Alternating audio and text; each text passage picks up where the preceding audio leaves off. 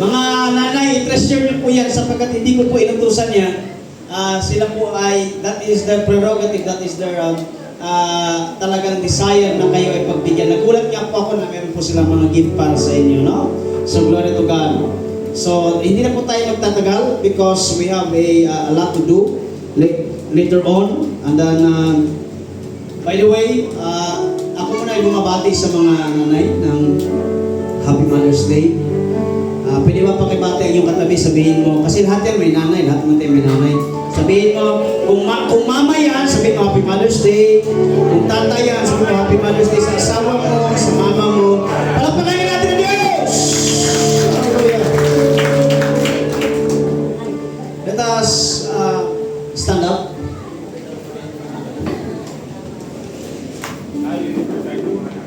Hallelujah.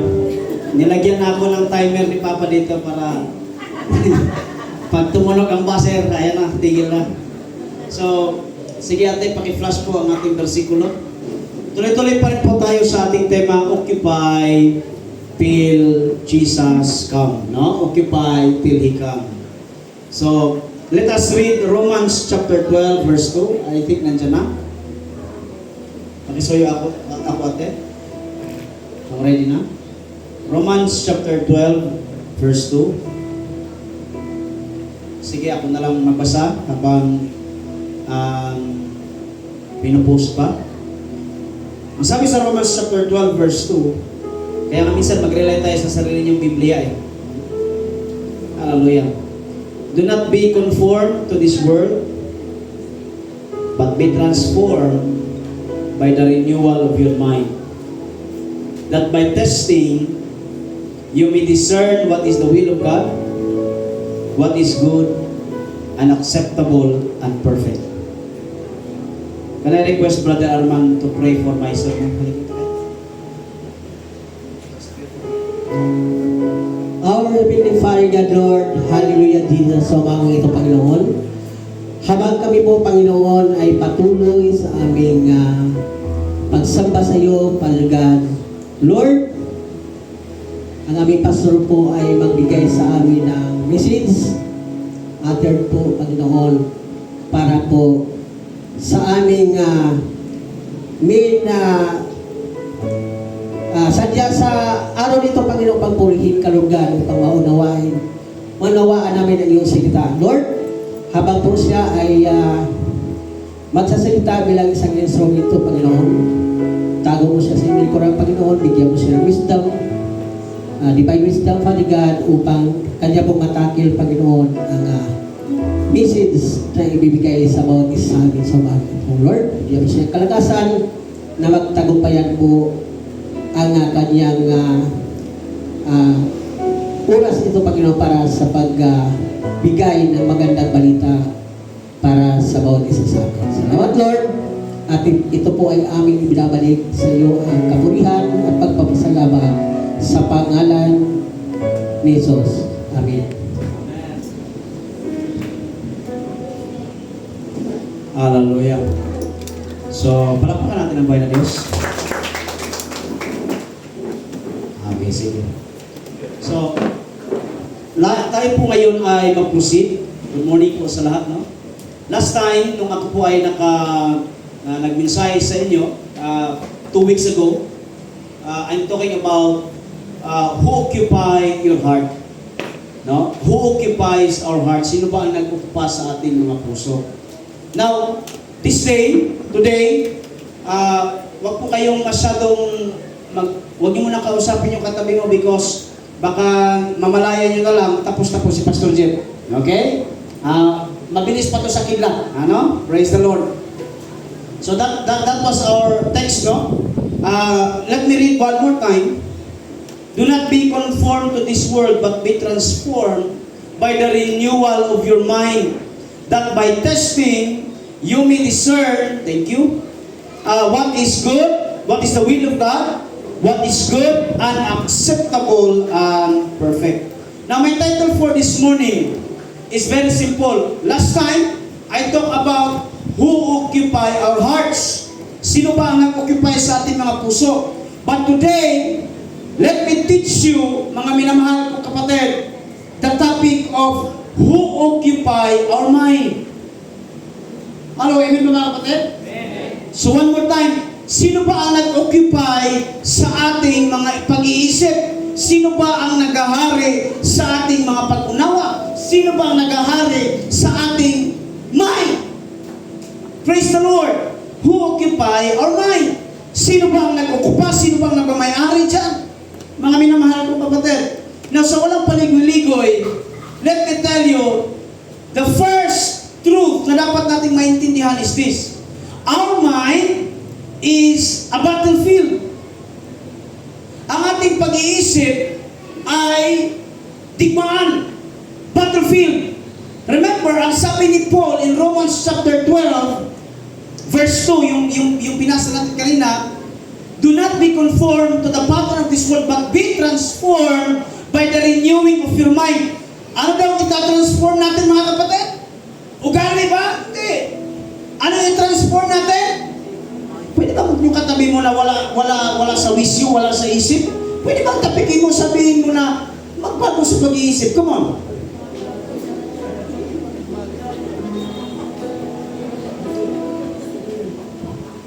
Alam nyo, meron akong nabasang documentaries, mga minamahal kong kapatid. 3 hours of scrolling in Facebook. Yung pag-scroll daw natin sa Facebook ng 3 hours, yung 3 oras, ito na po ay nakakawala ng focus. Totoo. We are so disturbed. Kasi nga, kaya nga ang tawag pala dyan ay news feed or yung feed, yung bang kailangan mo lang scroll. Lahat na ng aspeto mula sa born again hanggang sa kalaswan na scroll mo na lahat. And ito po ay sa mind mo nang wala sa focus. Can I hear amen? And I am one of those. Mga minamahal kong kapatid. Totoo. Alam niyo ba dyan sa loob ng SM, 3 beses na po ako naiwanan ng yung susi.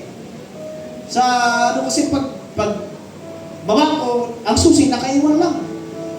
At kapag naiwan ang susi, katakot-takot po na requirements. ORCR, lisensya, totoo ba na may-ari ka dyan, bla bla bla. Si Mrs. Tin, 2 beses na kaming nawala ng ticket sa SM. Yung 20 pesos mo, magiging 200. Pag nawala ba, 200 yan, totoo yan. Bakit ka mo? Sabi ko sa kanya, hawakan mo yung ticket. Yung ticket daw, akala niya daw, resibo sa supermarket, kaya ginawa niya, kirnap niya, tapos tinapon niya. Naghanap kami, wala na. 200, namagagiting na 200. So, we are so distracted by the world, no? We are distracted na konti, we are distracted na mainit, we are so distracted. That's why the song kanina, it's all about Jesus Christ. Amen? Hello, amen? Pwede ba yung katabi mo, sabihin mo muna, baguhin mo na pag-iisip mo. Sige.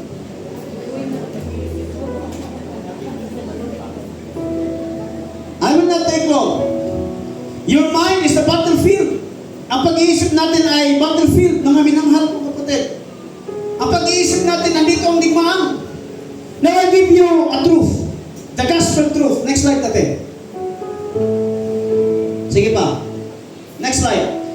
Here's the gospel truth, mga kapatid ko sa Panginoon. Ito ang pinaka-katotohanan. Ladies and gentlemen, please listen to this. The moment you became a Christian, nung ikaw daw ay naging Kristiyano, nung ikaw ay naging born again, lahat ng born again magsabi ng amen. Parang ako lang born again dito ha? Huwag niyong gayahin yung lasing na sinabi, anong relihiyon mo? Born for you. Kanta yun born for you. Naging born for you, is na born again. So, the moment you became a born again, the moment na tinanggap mo si Jesus Christ, the one who seated in your life is none other than the Holy Spirit. Can I hear amen? So, the moment na tinanggap mo si Kristo, the moment na ikaw ay nagpabautismo, the moment na niligtas ka ng Panginoon, ang nabubuhay sa iyo, Kuya Ray, ay hindi na po demonyo, ang nabubuhay sa iyo ay ang banal na Espiritu. Kaya, I never cast out yung mga born again na nagsasabi na natin na demon possessed. Sabi ko, wala pong born again na demon possessed. Why? Possess means, pagmamayari siya ng demonyo. Amen? Parang mahina mo. Amen? For example, this is my Bible. Pagmamayari ko ito. So this is my possession. Amen? Pagmamayari ko ito. So, walang born again na nagdi-demon possess. Kaya nga yung mga nanapopossess na born again, kuno, sinabihan ko lang, gutom lang yun, di kabuhi na, oy. Painom magsabaw para, mawala yung demon possess. Why? Because the moment you accept Jesus Christ wholeheartedly, the person who is in your heart is none other than the Holy Spirit. Because the Holy Spirit is not a thing, it's not a wind, it's not a fire. The Holy Spirit is the third person of the Trinity. Can I hear amen? Palakpakan niyo ang Diyos. Pero merong pag-atake. May pag-atake ang kaaway. So, the gospel truth, the moment you become a Christian, the one who seated in your life is none other than the Holy Spirit. So mga minamahal kong kapatid, ang nasa ating mind, ang nasa ating heart, ay hindi na po ang ating sarili, kundi ang banal na Espiritu.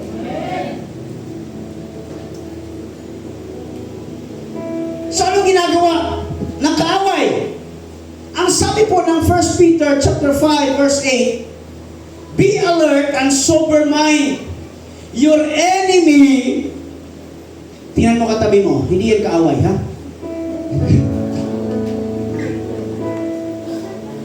Pasalamat kayo, hindi nyo katabi ang mga asawa ninyo. Kasi pag sabing, tingnan mo ang katabi mo, mga asawa agad. Okay? Look at this. The gospel truth, ang katotohanan, look at the blackboard, mga kapatid. Your enemy, the devil, prowls around like a roaring lion. So ang demonyo, the moment na ikaw ay niligtas ng Diyos, ang demonyo ay wala na sa sarili mo. Ang demonyo ay wala na sa loob mo. Ang demonyo ay nag-aaligid sa paligid mo. Can I hear amen? Kaya yung mga chismosa sa paligid ninyo, alam nyo na.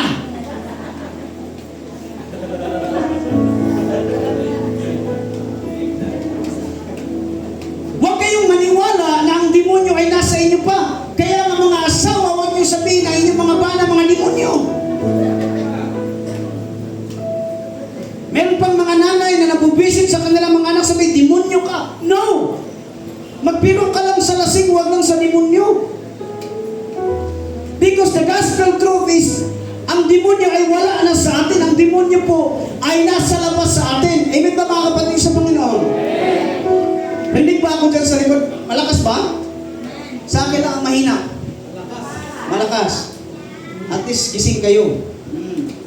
So, the mind is our battlefield. So ang demonyo, mga kapatid, ay wala po sa loob natin. Ang demonyo ay laging bumubulong sa paligid natin. Can I hear amen? So ulitin ko, ang demonyo ay nasa paligid, bumubulong sa iyo. Pero hindi yung katabi mo. Rigor, wag. Masisira buhay mo. So, next slide please.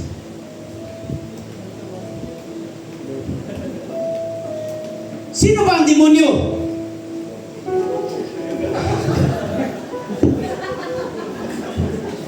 Yung taga Southville, ang daming kalaban. Yung taga Summit, chill lang naman eh. Yung taga Summit chill lang naman eh. Pero yung mga taga Southville, parang may mga hinanakit ito. Ha? Hallelujah. Breaking down, sino ba ang demonyo? The devil, he is a liar. Can I hear amen? Sinungaling ang demonyo. The devil is a deceptor, tagapaglinlang. The devil is an accuser. The devil, he always condemn. The devil, he is not inside but operating outside of your mind. Yung mga tao na hindi po huwag kang magsamba, maglaba ka, demonyo yan.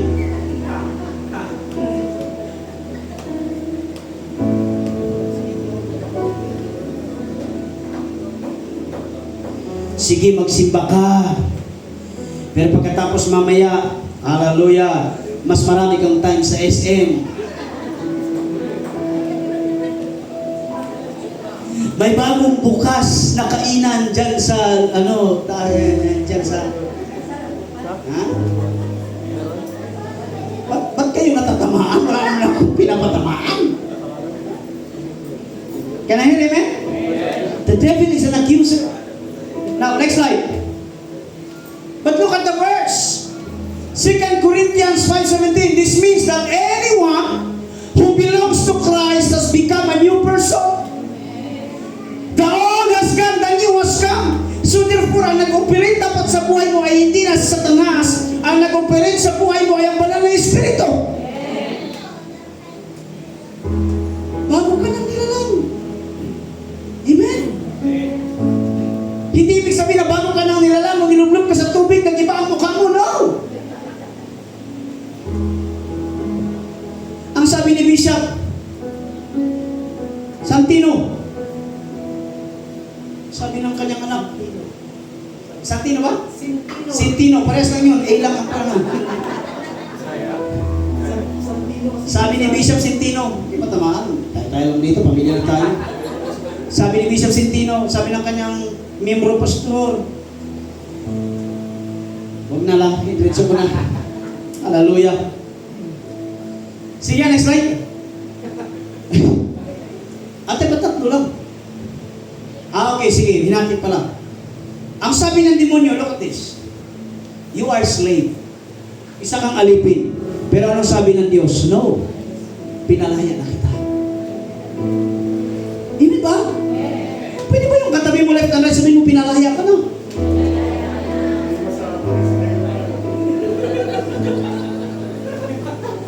Ang sabi ng demonyo, ikaw ay mahirap, demonyo yan.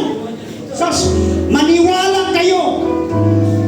Ang sinabi ng demonyo, pupuri ka lang, mahirap ka. But ang sabi ng Diyos, no, you are rich in Christ. Amen? Pumalakpak ka lahat ng mayayaman. Yung motto ni Papa dito palagi, kapag ikaw ay nasa Diyos, binago na ang iyong buhay, binago na ang iyong pananaw sa buhay, binago na ang iyong hanap buhay. Ang demonyo sabi, hindi, hanggang pulubi ka lang. Tapos nag-post pa ang TV5 at saka news. Ang mga badyaw, 5,000 a day ang kita. So sasabihin nyo ngayon, gusto ko na lang magbadyaw. Demonyo yan!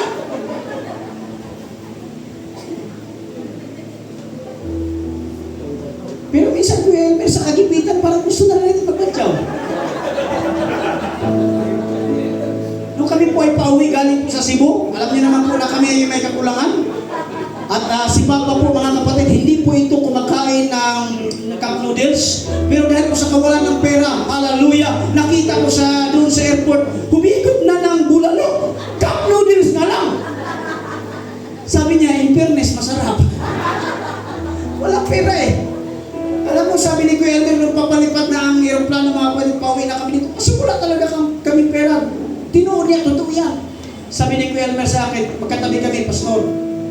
Ituloy na natin, Pastor. Ang ano?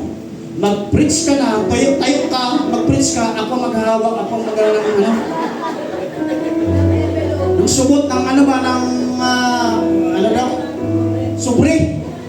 Sabi ko, Kuya Elmer, pababa natin, may pulis na nakabang. Hallelujah. You are, sabi ng demonyo, you are condemned. Pero nasabi ng Diyos, you are forgiven. Next slide then. Ang sabi ng demonyo, you are worthless. Ay abandon pala. Ang sabi ng Diyos, no, you are never forsaken. Kasakasama natin ang Panginoon. Amen? Ang bulong ng demonyo, sabi, you are abandoned. You are worthless. Wala kang kwenta. Pero ang sabi ng Diyos, no, mahal ka ng Panginoon. Ang sabi ng demonyo, no, you are defeated. Pag may nagsabing demonyo na lagi kang talo, sabihin mo, demonyo, ikaw ang talo because I am victorious in the name of Jesus Christ.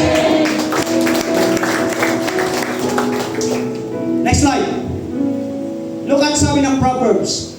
For as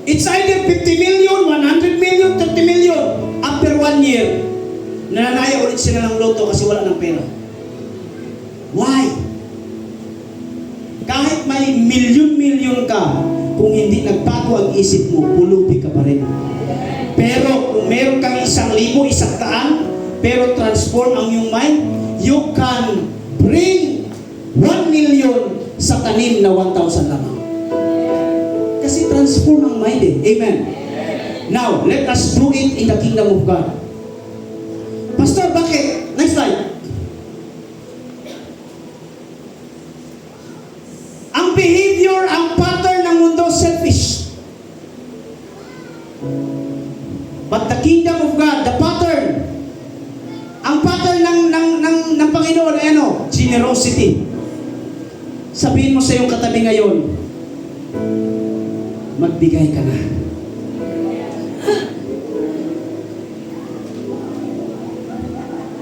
Kaya parang pag sabi ko magbigay ka na, parang ang hihina ninyo, parang tahimik ninyo.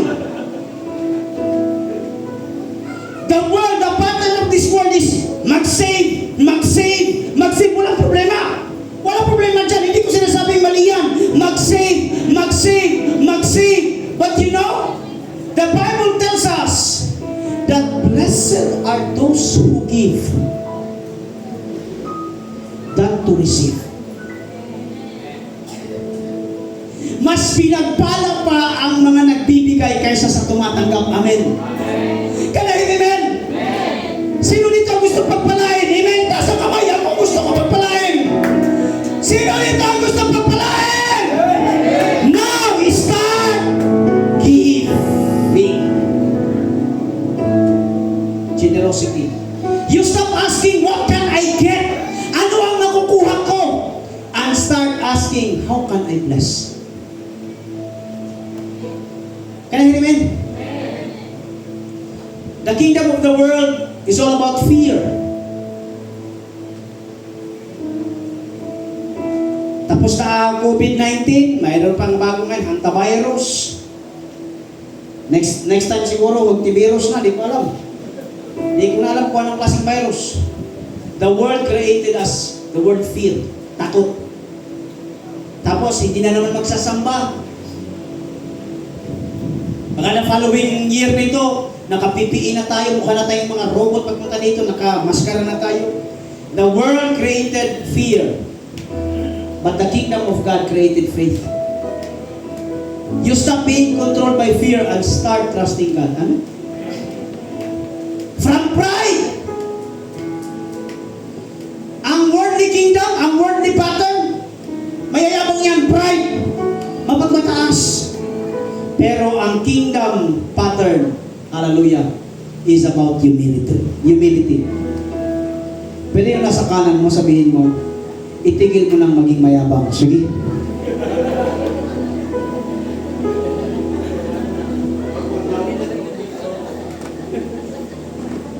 Why? Wala tayong madadala sa langit, kapatid. Wala tayong madadala sa langit. Amen.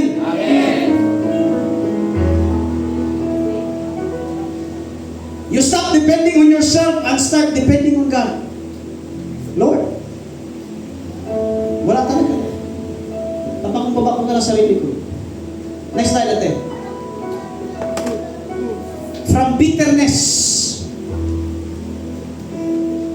Hallelujah. Tuloy po. From bitterness.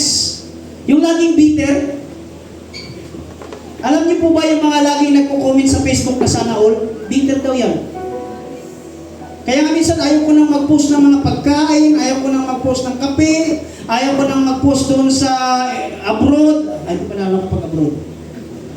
Minsan, di ba pupunta kami sa Cebu? Next week, pupunta kami ng Cebu, pupunta kami doon sa Mactan. Ayaw ko nang mag-post ko yun. Kasi baka mag-type pa doon ng sana all. Mga bitter daw yan. From bitterness to forgiveness. You stop holding grudges and start releasing people in grace. Alam mo yung matagal matagal nang may kaaway sa'yo, alam mo yun? Mamaya pag-uwi nyo, katapin yung bahay, sabihin mo, itawan mo na yung sama ng loob mo. Totoo yan ba? Tapos biglang nagsabi sa akin, true story, huwag kayo masaktan ha? Huwag kayo masaktan! May isa tayong kapatid na nakita ko sa summit. Sister, ba't ang tagal mo, sister? Magsimba ka na, sister. Sabi niya, Pastor, hindi ako magsasamba, Pastor. Sister, magsimba ka na. Pastor, tinanggal mo kasi sa group chat yung anak mo. Dahil lang doon, ang sama na ng loob mo. Sabi ko, masyado kang nagdamdam sa pagtanggal sa group chat, pero hindi mo idadamdam kung tatanggalin ang pangalan mo sa aklat ng buhay. So yung katabi ng mga kapatid, malapit na magtapos, katabi mo sabihin mo, magpatawad ka na.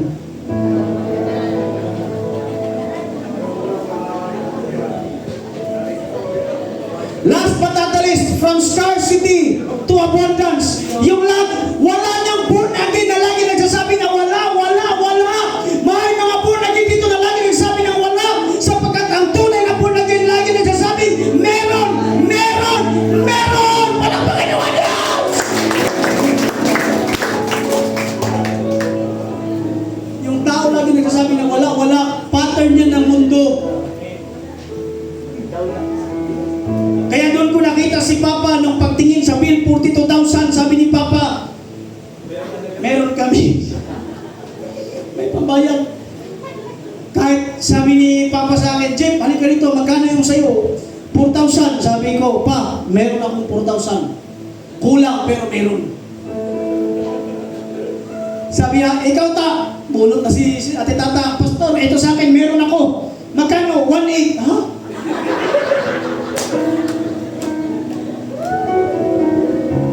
Si Kuya Elmer, sabi, ang lakas ng loob pa, kinagabihan, sabi ni Kuya Elmer, Pastor, ako ang bibili ng ulam para almusal. 1,000 plus na nagastos kasi tuna. O yung inihaw, kilaw, at saka sabaw. Nung nakita yung bill, sabi ko sa iyo, si Kuya Elmer, sabaw na yung ulam ha, pero kinakamay.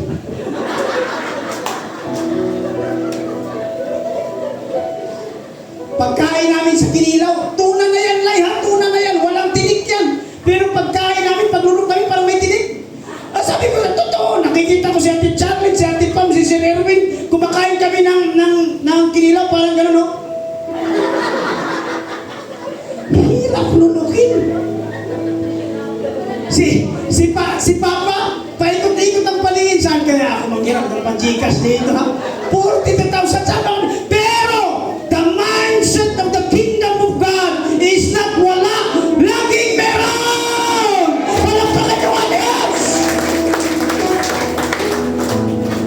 Sabi ni Mama sa akin, huwag kang magpastor, anak!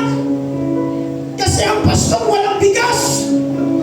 Tingnan mo man, dalawa na pastor eh. Walang pastor, walang bigas ang pastor! Pero ang sabi nga ni Bishop Sintino, walang pastor na mahirap. Marami lang pastor na tamad. Totoo yan. Oo nga naman. Kaya nga sabi ko, pagbalik ko dito, galing sa Cebu, biruin mo kami mga pastor, magagahan ako kay Mother Angie. Wag kang Joe, magtanghalian ako sa inyo. Maghapunan ako doon kay Nico, naka-aircon pa ako. Tapos pupunta ako kay Ate Marlene. May pang-stock pa ako kay Ate Marlene. Nautiya mo, Monday, Southville. Tuesday, Summit. Wednesday, Kabuko. Sabi, walang pastor na nagugutom. Amen! Marami lang tamad. Kaya glory to God, kami mga pastor, pakainin nyo rin. Gutom di ako sa hay. Next slide. Last na. Dito ako magtatapos. You cannot occupy the other place Because a message ka, last time kay Papa, occupy, occupy, occupy. You cannot occupy the other place. Nabitbit mo pa rin ang dati mong nakasanayang pag-iisip. Amen. Parang mahina naman ang amen. Amen!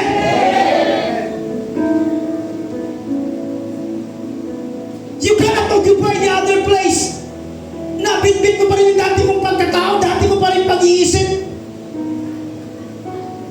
Let me tell you, wala na tayo sa kahirapan. Amen? Wala. Parang mahinang amen. Wala ka na sa kahirapan. Wala ka na sa kasalanan. You are now transformed by the renewing of your mind. Sinasabi ko sa Panginoon, mayaman ako, Lord. Bilyonaryo ako, Lord. Ang pera ko, Lord, nasa iyo pangalan. Amen. Now, dito ako magkatapos. Who occupy your mind? Dapat pong nag-occupy sa ating mind, walang iba kundi ang banal na spirito. Wala na sa born again na madamot. Wala na. Pakikurot ang katabi mo, sabihin mo, wala na sa atin pagkamadamot siguro.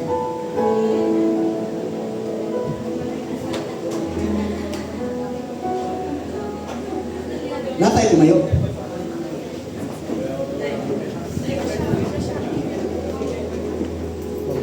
Let us bow our heads. Heavenly Father, we thank you. Because Lord, we are now transformed through the blood of your Son Jesus. Lord, kunin niyo na po, Diyos, ang mga pag-iisip, Panginoon God, na makasarili, negatibo palagi, O Diyos. We are transformed through the power of your Holy Spirit. And from now on, O God, ang aming mindset, O Diyos, is for the mindset of the kingdom of God. Father, we glorify your name. We glorify your name, Jesus. Ang dalangin ko, O God, not only kami, ito, Diyos, ay aming maririnig, kundi amin din po itong isasagawa. Pagpalain niyo po ang lahat na nandito, Diyos. We give you all the glory. We give you all the honor. In the mighty name of our Lord Jesus, everybody says, Amen and Amen. Hallelujah.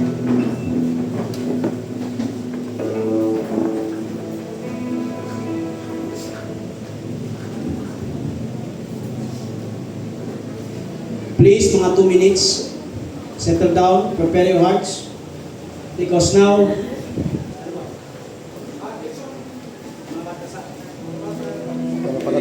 okay. So tuloy-tuloy